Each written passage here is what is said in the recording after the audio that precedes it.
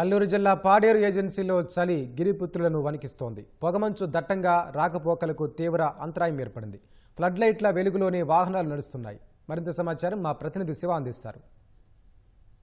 అల్లూరు జిల్లా పాడేరు ఏజెన్సీలో చలి తగ్గలేదు.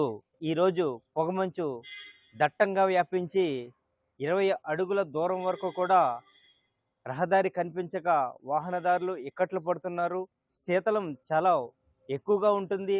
పగటిపూట ఉష్ణోగ్రత 26 డిగ్రీలు వచ్చినప్పటికీ కూడా కనిష్టంగా పాడేరు ఏజెన్సీలో 7.5 డిగ్రీల వరకు ఉంటుంది. చింతపల్లి 7.5, అరకువేలి 7.8, పాడేరు 8.2, జీమాడుగుల 8, ముంచంగుపుట్టు 8.8 ఇలా కనిష్ట ఉష్ణోగ్రతలు నమోదవుతున్నాయి.